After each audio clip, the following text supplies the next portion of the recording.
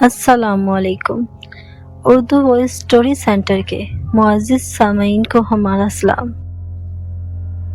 जादू की देग। एक गरीब लकड़हारा जंगल के करीब रहता था। वो रोज जंगल में जाता, लकड़ियां काटता और इसे शहर में ले जाकर बेच देता था।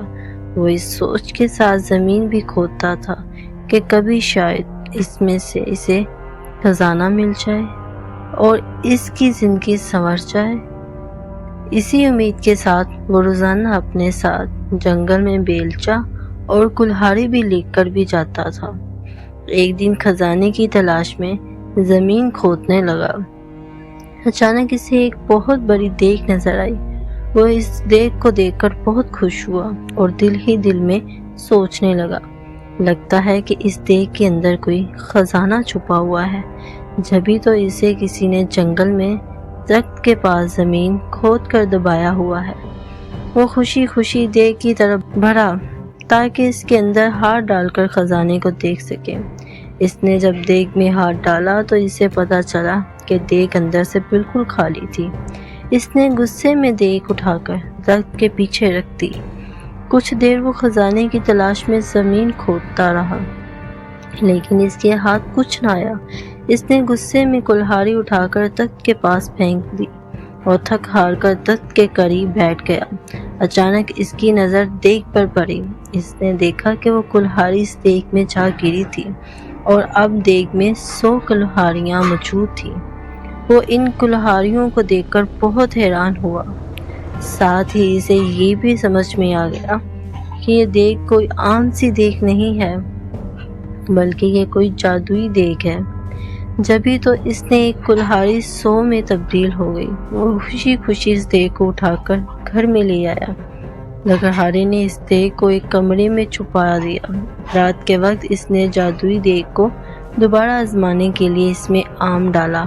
थोड़ी देर बाद इसने देखा तो देग में 100 आम मौजूद थे।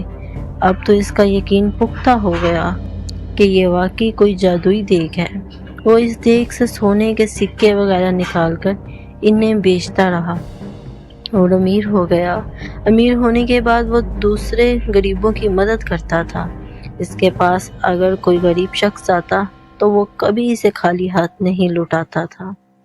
यही वजह है कि वो मुल्क भर में अपनी सखावत की वजह से मशहूर हो गया। इसके अचानक अमीर हो जाने और जादुई देग की कहानी हर जगह फैल गई। इस मुल्क के बादशाह के पास भी इस जादुई देग की खबर पहुंची। बादशाह बहुत लालची था। इसके पास अपना बहुत सारा खजाना मौजूद था। इसके बावजूद इसे मजीद खजाने की हौस थी। इसने सोचा कि यह देग अगर इसे मिल जाए तो इसके खजाने में मजीद इजाफा हो जाएगा।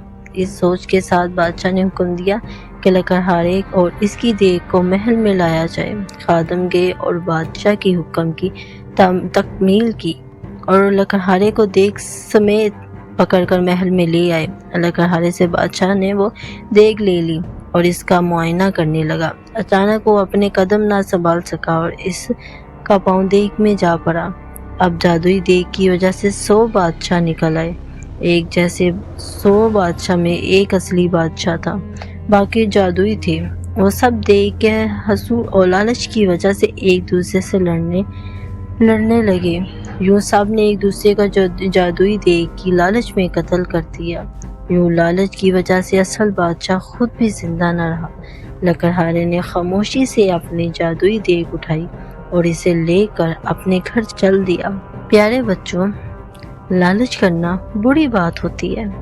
अगर किसी के पास आपसे ज्यादा अच्छी चीज मौजूद है तो आप इससे हसद ना करें, बल्कि जो कुछ आपके पास मौजूद है इस पर शुक्र अदा करें। कहानी अच्छी लगी तो प्लीज़ वीडियो को लाइक करें और चैनल को सब्सक्राइब करें। मिलती हूँ अगली कहानी के साथ। इजाज़त दीजिए। अल्लाह हाफिज़।